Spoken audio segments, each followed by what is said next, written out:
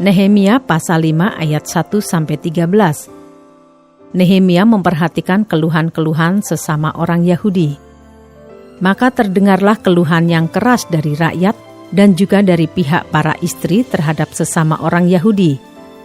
Ada yang berteriak, "Anak laki-laki dan anak perempuan kami banyak, dan kami harus mendapat gandum supaya kami dapat makan dan hidup."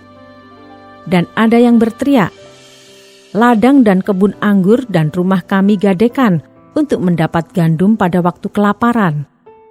Juga ada yang berteriak, "Kami harus meminjam uang untuk membayar pajak yang dikenakan raja atas ladang dan kebun anggur kami. Sekarang, walaupun kami ini sedarah sedaging dengan saudara-saudara sebangsa kami dan anak-anak kami sama dengan anak-anak mereka, namun kami terpaksa membiarkan anak-anak lelaki dan anak-anak perempuan kami menjadi budak, dan sudah beberapa anak perempuan kami harus membiarkan diri dimiliki orang. Kami tidak dapat berbuat apa-apa karena ladang dan kebun anggur kami sudah di tangan orang lain." Maka sangat marahlah aku ketika aku dengar keluhan mereka dan berita-berita itu. Setelah berpikir masak-masak, aku menggugat para pemuka dan para penguasa. Kataku kepada mereka, "Masing-masing kamu telah makan riba dari saudara-saudaramu." Lalu kuadakan terhadap mereka suatu sidang jemaah yang besar. Berkatalah aku kepada mereka, "Kami selalu berusaha sedapat-dapatnya untuk menebus sesama orang Yahudi yang dijual kepada bangsa-bangsa lain. Tetapi kamu ini justru menjual saudara-saudaramu, supaya mereka dibeli lagi oleh kami." Mereka berdiam diri karena tidak dapat membantah. Kataku, "Tidaklah patut apa yang kamu lakukan itu. Bukankah kamu harus berlaku dengan takut akan Allah kita untuk menghindarkan diri dari cercaan bangsa-bangsa lain, musuh-musuh kita?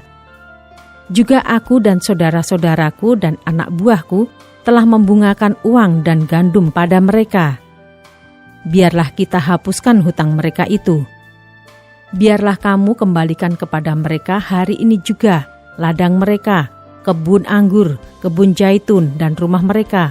Pula hapuskanlah hutang mereka, yakni uang serta gandum, anggur, dan minyak yang kamu tagih daripada mereka."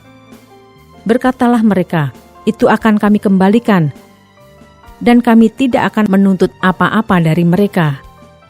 Kami akan lakukan tepat seperti yang engkau perintahkan." Lalu aku memanggil para imam dan menyuruh mereka bersumpah bahwa mereka akan menepati janji mereka. Juga aku kebas lipatan bajuku sambil berkata, "Demikianlah setiap orang yang tidak menepati janji ini akan dikebas Allah dari rumahnya dan hasil jerih payahnya. Demikianlah ia dikebas dan menjadi hampa." Dan seluruh jemaah berkata, "Amin." Lalu memuji-muji Tuhan. Maka rakyat berbuat sesuai dengan janji itu.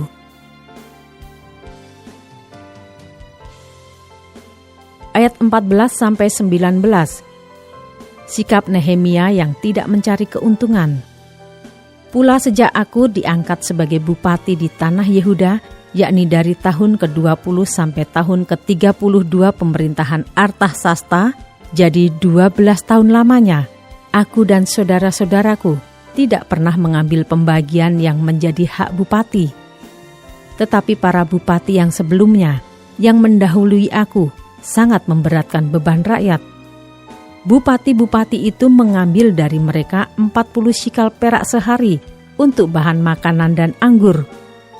Bahkan anak buah mereka merajalela atas rakyat. Tetapi aku tidak berbuat demikian karena takut akan Allah. Aku pun memulai pekerjaan tembok itu, walaupun aku tidak memperoleh ladang. Dan semua anak buahku dikumpulkan di sana khusus untuk pekerjaan itu.